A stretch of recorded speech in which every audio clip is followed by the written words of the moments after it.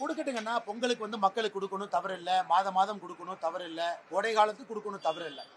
ஆனா திராவிட முன்னேற்ற கழகம் சொல்வது போல இந்த கோடை கால எலெக்ஷன் வர கோடை காலத்துக்கு மட்டும்தான் கொடுப்போம், மற்ற கோடை காலம் கொடுக்க மாட்டோம் என்று சொல்வதெல்லாம் அரசியல் என்பதைத்தான் மக்கள் மன்றத்தில் வைக்கிறோம். அதே நேரத்தில் நாம் புரிந்து கொள்ள வேண்டும், நாம் ஆட்சிக்கு வரும் பொழுது 2000 ரூபாய் என்று சொல்லி இருக்கின்றோம். அதையும் மக்கள் புரிந்து கொண்டிருக்கின்றார்கள்.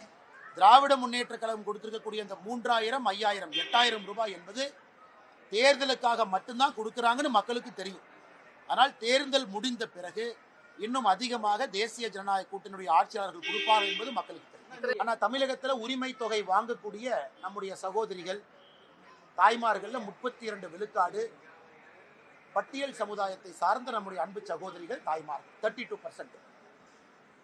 இதுல நம்ம நன்றாக புரிந்து கொள்ள வேண்டும், எஸ்சி எஸ்டி சப்ளான், அதாவது பட்டியல் சமுதாயத்திற்கு பழங்குடி இனத்திற்கு கொடுக்கக்கூடிய சப்ளான் என்பது அவங்களுடைய டெவலப்மெண்ட்டுக்காக கொடுக்கக்கூடிய தனியாக வரக்கூடிய ஒரு பட்ஜெட்.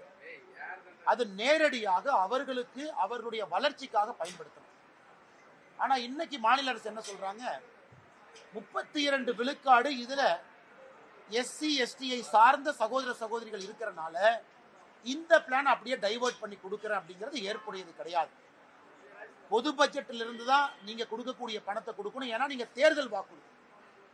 எஸ்சி எஸ்டி சப்ளான் என்பது அந்த சமுதாயத்தினுடைய வளர்ச்சிக்காக, உயர்வுக்காக, அவர்களுக்கு நல்ல திட்டங்களை கொடுப்பதற்காக கொடுக்கப்பட்டது. ஆனால் ஏற்கனவே சொன்னது போல அக்கவுண்டிங் ஃப்ராட், இது அக்கவுண்டிங் ஃப்ராடுன்னு தான் சொல்லணும். மாநில அரசை பொறுத்த வரைக்கும் அக்கவுண்டிங் ஃப்ராடு பண்ணித்தான், இந்த மாயாஜாலத்தை காட்டித்தான் மக்களை ஏமாற்றி கொண்டிருக்கின்றார்கள். நாங்கள் வளர்ச்சி அடைந்துட்டோம், நாங்கள் 11% வளர்ச்சி அடைஞ்சோம். விவசாயத்தில் எவ்வளவு வந்தீங்க? 11%ல மத்திய அரசுனால பிஎல்ஐனால எவ்வளவு, மத்திய அரசுடைய இசிஎம்எஸ் ஸ்கீம்னால எவ்வளவு, தமிழ்நாட்டுக்கு வந்திருக்கக்கூடிய மேனுஃபேக்சரிங் எத்தனை மத்திய அரசுடைய திட்டத்தை பயன்படுத்தி வந்தாங்க? எதுவுமே இல்லாம பொதுவாக வெறும் வார்த்தை ஜாலங்களையும் அக்கவுண்டிங் ஃப்ராடையும் வைத்து திராவிட முன்னேற்ற கழகம் ஆட்சியில்